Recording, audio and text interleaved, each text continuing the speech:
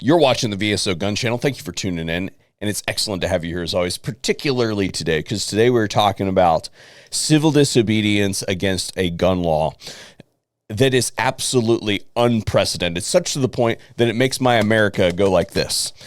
Now, really quick, this is going to be a relatively short video today, so we're going to roll right in the sponsor slot so I don't have to come up with a fake spot to insert it later. And today's video is brought to you by Mission First Tactical. Now, this is a brand that is well known to many of you over the years, producing many accessories that we all use and love. But today we're talking about their backpacks. The Acro is their spin on the gray man concept, and they're among the few that have actually executed it in a way that is effective. It has concealed carry and armor considerations, and a package that looks modern rather than the typical stuff that we get in a tactical bag. And that's really the whole point. We want that bag to say, that dude is hauling a picnic of avocado and kale sandwiches with a side of oat milk, not an MP5 SD and 3 extra mags. Mission First offers VSO viewers a hefty discount with my code that you can find over at the affiliates page, and I want to say thank you very much to them for making today's video possible. If you would like a full synopsis of the Acro line,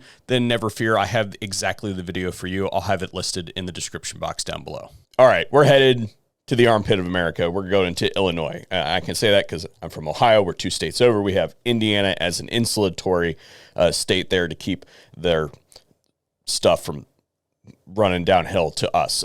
What we're talking about is the Protect Illinois Communities Act.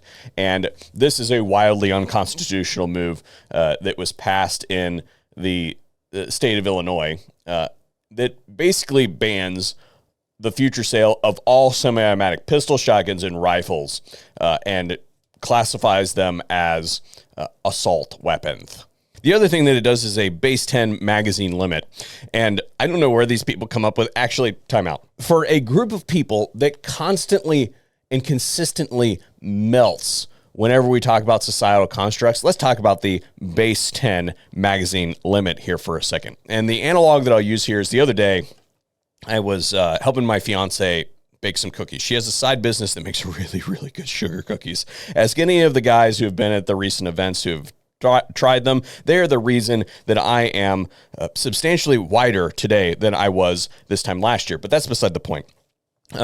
I was helping her, and she cuts the cookies out in denominations of 10. However, the final packaging is a dozen, 12. So I said, hey, why don't we count by 12s instead of 10s?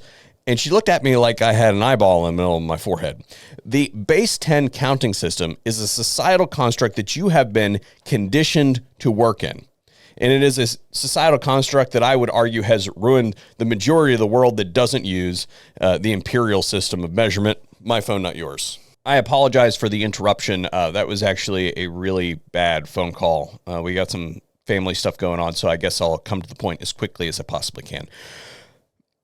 We don't pick handgun capacity, for instance, at 15 rounds or 17 or 18 rounds simply because those were numbers that we liked. No, that is simply what fits in the grip. If you measure the human hand, make the handgun to fit the human hand, that's what fits in the grip. And to do anything else is antithetical to good manufacturing process. It is simply efficient to use the space properly instead of having some open space.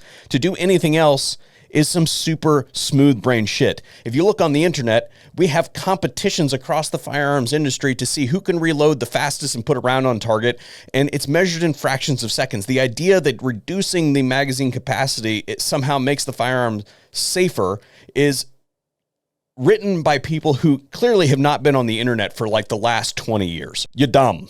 And most of the sheriffs in the state agree and state that they will not enforce the ban because it's unconstitutional. I will also point out that the sheriff is the chief law enforcement officer in each county.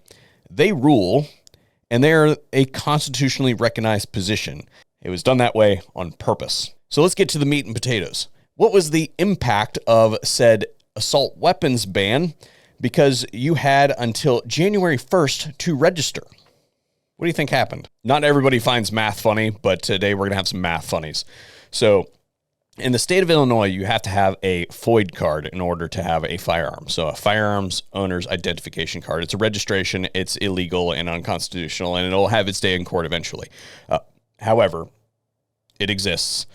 There are 2.4 million of these, as in you get one when you go to purchase your first firearm, right? 2.4 million of those.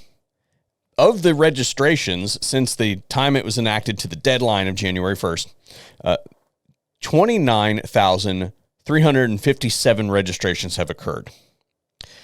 That constitutes a 1.2% registration rate. However, that is a very conservative number because it assumes that each person holds only one assault weapon. I don't know about you, but I got like 80. If the number of ownership is 2 of those, then it's about 0.5% compliance rate.